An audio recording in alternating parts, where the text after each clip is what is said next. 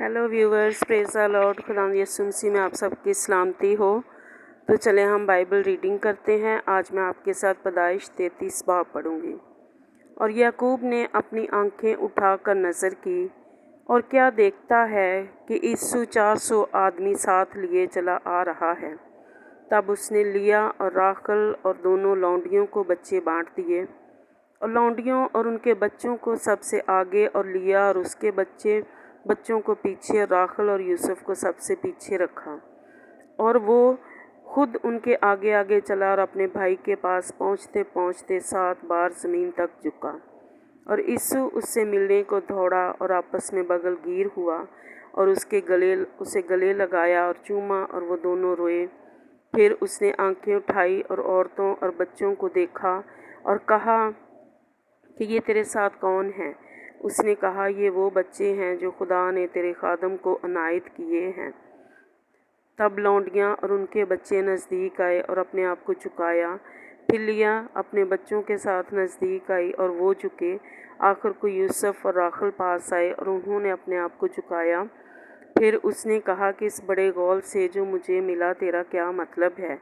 उसने कहा, ये कि मैं अपने खुदावंद की नज़र में मकबूल ठहरूं।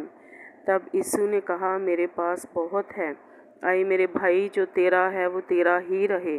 और याकूब ने कहा, नहीं, अगर मुझ पर तेरे करम की नज़र हुई है तो मेरा नजराना मेरे हाथ से कबूल कर, क्योंकि मैंने तेरा मुँह ऐसा देखा जैसे कोई खुदा का मुँह देखता है, और तू मुझसे राज़ी हुआ। सो मेरा नजराना जो तेरे हजूर पेश हुआ कबूल कर ले, क्योंकि खुदा ने मुझ पर बड़ा फजल किया है और मेरे पास सब कुछ है। गर्ज उसने उसे मजबूर किया, तब उसने उसे ले लिया। और उसने कहा कि अब हम कूच करें और चल पड़ें, और मैं तेरे आगे आगे चलूँगा। उसने उसे जवाब दिया, मेरा खुदावंद जानता है कि मेरे साथ नाजुक बच्चे और दूध पिलाने वाली भेड़, बकरियां और गायें हैं। अगर उनको एक दिन से भी ज़्यादा हंकाएं तो सब भेड़ बकरियां मर जाएंगी। सो मेरा खुदावंद अपने खादम से पेशतर रवाना हो जाए, और मैं चपाओं और बच्चों की रफ्तार के मुताबिक आस्ता आस्ता चलता हुआ अपने खुदावंद के पास शहर में आ जाऊंगा।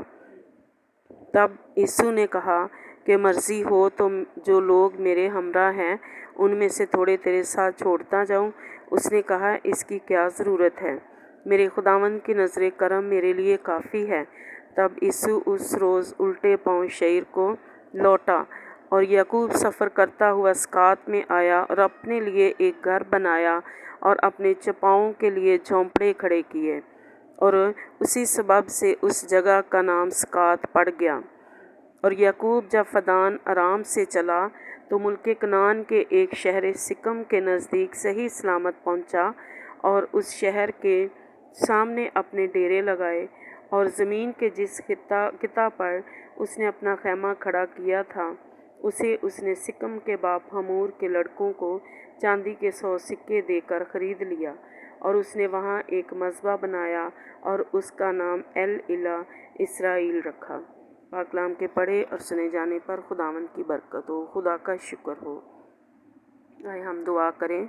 आसमानी खुदावंद, हम दिल की गहराइयों से तेरा शुक्र, तेरी तारीफ़, तेरी तमजीद करते हैं इस खूबसूरत कलाम के लिए। खुदावंद, हम तेरा शुक्र करते हैं खुदावंद, जो तूने हमें पढ़ने को दिया। खुदावंद, मैं तेरा शुक्र करती हूँ, और इन अजीज़ों के लिए भी तेरा शुक्र करती हूँ जो इस वक्त खुदावंद जिन्होंने कलाम को सुना और पढ़ा और दुआ में शामिल हैं। पा खुदा, इनको खुदावंद तू छू खुदावंद, और इनको इस कलाम के मुताबिक बड़ी बरकत दे खुदावंद।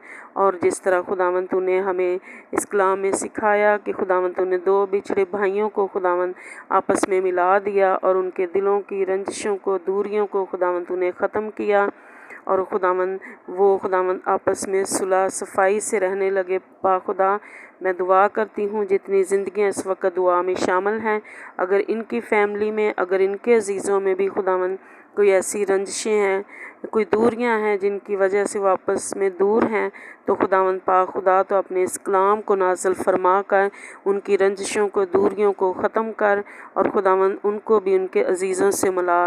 जिस तरह खुदावंद ने यकूब को यीशु से मिला दिया। खुदावंद हम तेरा शुक्र तेरी तारीफ़ करते हैं। यीशु मसीह के नाम में सुन और बख्श दे, आमीन।